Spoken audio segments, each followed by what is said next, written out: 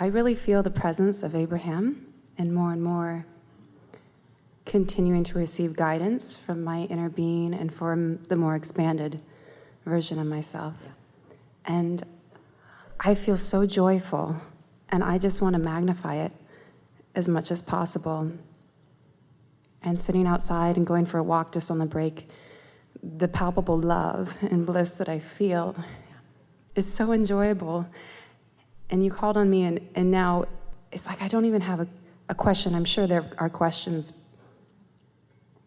but do we even need to speak? Or could we just experience the transmission without even... But there is so much that is conveyed emotionally, and much of the world is not speaking. There is so much that does not require language. Language is only of great value for bringing more minds together upon one topic. In other words, it makes for a good collective focus, but it actually detracts from the conversation between you and your inner being.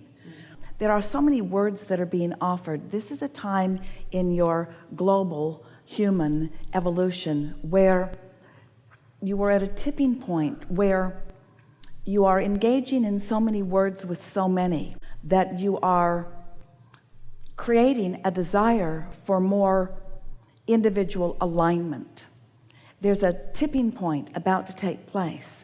In other words, as we're looking at you as a mass consciousness on your planet, your desire to communicate with one another has always been strong, and it has almost always come from a place of individual feeling of not enoughness.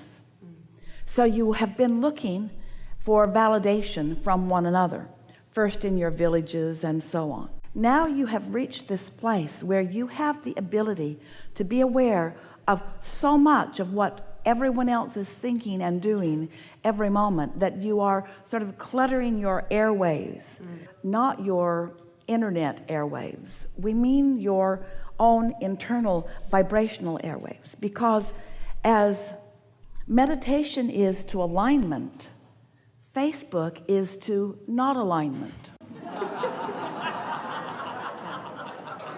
In other words, it's like the opposite of that quieted mind. And so what's happening with the sort of tipping of the balance or the contrast that you're living is that now more are asking for that. Solitude isn't the right word. Solitude, humans translate as loneliness. We don't mean solitude, we mean oneness. We mean alignment. We mean being in the vibrational attitude of that broader perspective, so that you hold then the attitude of that broader perspective. And when you find that place, you find yourself in a happily very comfortable wordless place, because the words fall far short. It's sort of like the difference between seeing a picture that someone has painted and asking someone to describe it to you. It's sort of the difference between watching a movie or listening to the soundtrack of the movie. In other words, there is so much more that life can show you. And we're not trying to talk you out of your words, but your question is asking. It is a representation of what so much of the world is reaching for, which is alignment. That's what you're seeking. So you've been looking for alignment through validation from others. Am I pretty? Do you like the way I look? Do you like the way I'm dressed? Do you like the way I'm living? Do you like the car I'm driving? Do I fit in this way and in this way and in this way? And humans want to call that a sort of superficial approach to life, and yet almost everyone is getting most of their feeling about themselves as it is being translated back from someone else. And so it's a distorted point of view that you're getting back. It's a distorted feedback that you're getting back. Where now what you're hungering for, what you're yearning for, and we are blessing the internet and Facebook and all of your interaction for this desire that is being so powerfully born within so many of you. You're hungering for your alignment with Source. You are hungering for that broader perspective. And you are not just hungering for it, you're finding it. And so that's why a feeling of alignment, of attunement, a feeling of love, a feeling of well-being, it's that stability that you're reaching for. And then once you find that, and then you move out, then you can begin conveying what you're feeling. We're not trying to talk you out of words. We are an example of someone who is standing before you, knowing you, loving you, knowing you completely, loving you completely. But it would be a far lesser experience if Esther was just standing here allowing us to look at you. Because some of you are in the receptive mode where you could hear what we mean. And certainly, if we spent time together, you would feel the love that we feel for you. But isn't it nice that in this alignment, Esther is able to find words that also convey that? And so that's what you're reaching for. You're reaching for alignment first, and then everything else that you want will follow that. Helpful? Yes.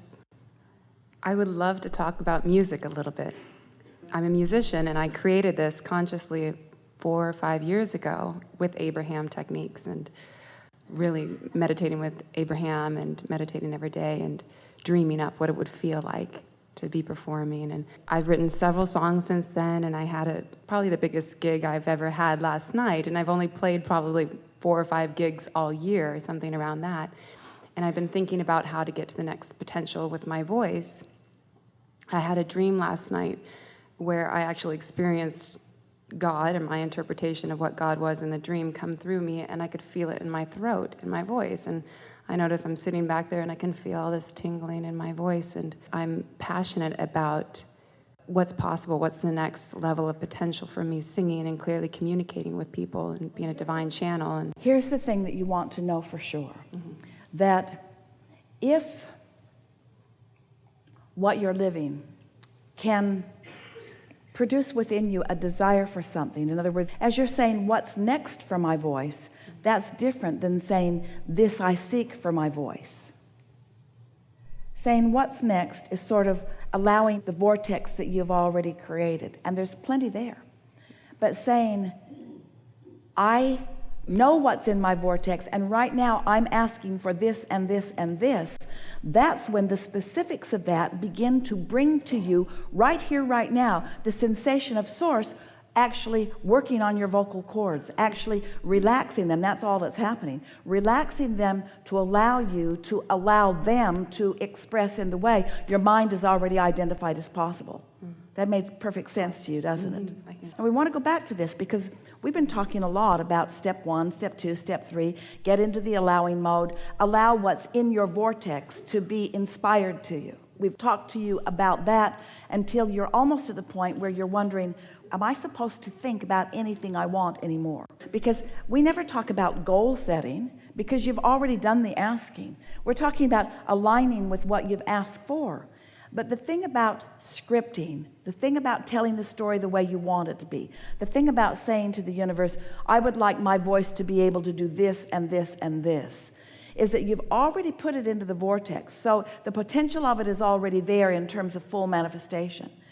But by you making your statement here and now in an attitude of relaxed and positive expectation, then all of the impulses are then allowed. In other words, you're actually translating physically, cellularly, what needs to be done. Source knows it, is sending the signal. By you focusing in that way, you are allowing yourself to create it.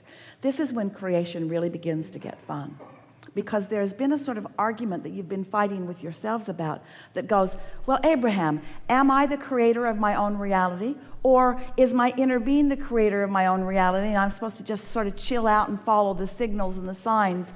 And we say, remember, you put everything that you want in your vortex, but in many cases, you are not consciously aware exactly of what you've put there. And even more important, you don't know the proximity between the things that you've been asking for and their ability to manifest.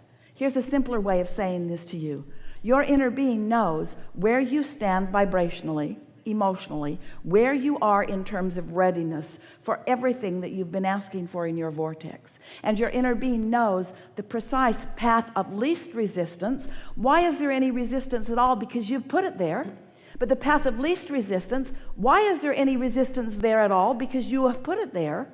The path of least resistance. So your inner being knows what you want and where you are and what your resistance is and how to call you around it. You see what we're getting at? how to call you around it. So there's really no way that you can miss. But if you really want to get your hands in the clay, if you really want to feel, if you really want the exhilaration of watching the universe at your command, then make more deliberate statements about what you want right now. Today, I would like this and this and this and this. Segment intending. I would like to see this improvement. I would like to see this. And if you are in a vibrational place of readiness, oh, what fun you will have as the impulses come and the payoffs come. Things as specific and dramatic as buying a lottery ticket that is a winner. Things as specific and dramatic as turning right instead of left where you were going to go, but getting an impulse to do something else, and meeting someone who has a piece of something that you've been looking for. There are all kinds of things. The possibilities are unlimited.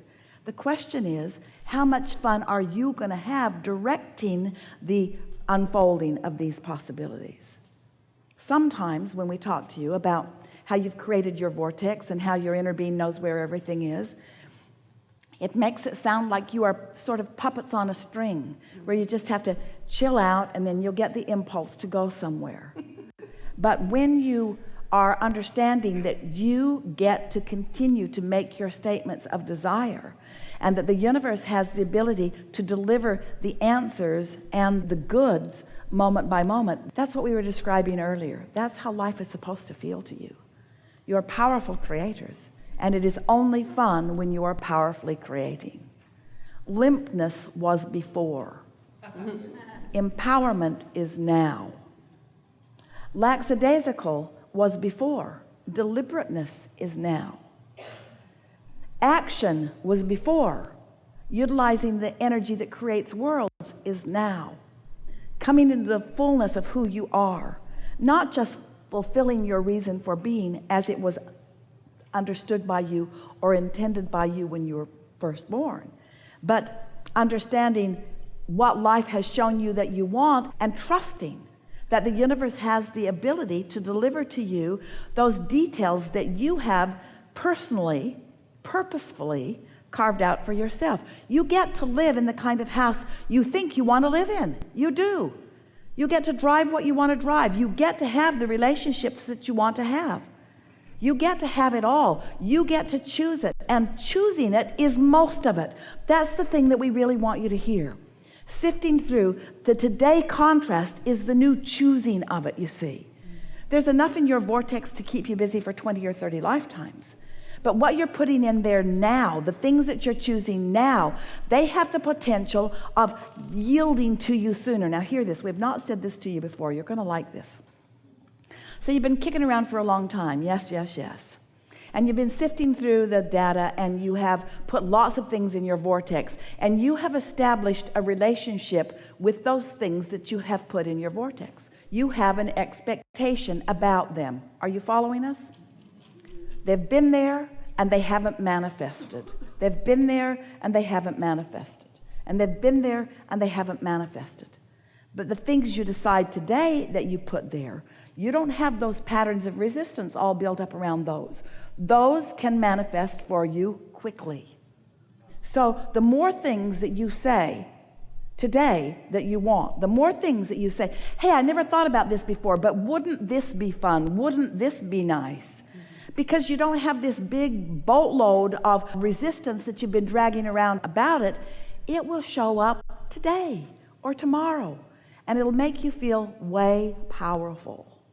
So that's sort of what we're feeling from you, a desire to make more deliberate statements about what you now want from where you are, in this attitude or trust that it's going to come about, and it's going to come about quickly. And then if you want to, usually you don't, you can go back and clean up by bringing all those things that you've been dragging around as unfulfilled desires for a while. But you know what we've noticed about your unfulfilled desires? Most of them aren't worth fulfilling. Because if you really cared about them, you'd have kept them active. And if you really cared about them, you'd have lined up with them. If you really cared about them, that happened. So if you've got a bunch of unfulfilled desires, write them off like a bad debt. I'm forgiving this debt to the universe. I'm no longer going to focus upon, because one day can give you enough things that you care about to keep you busy for the next month or 2 or 3 or 4. The universe is ripe and ready to yield to you. It is.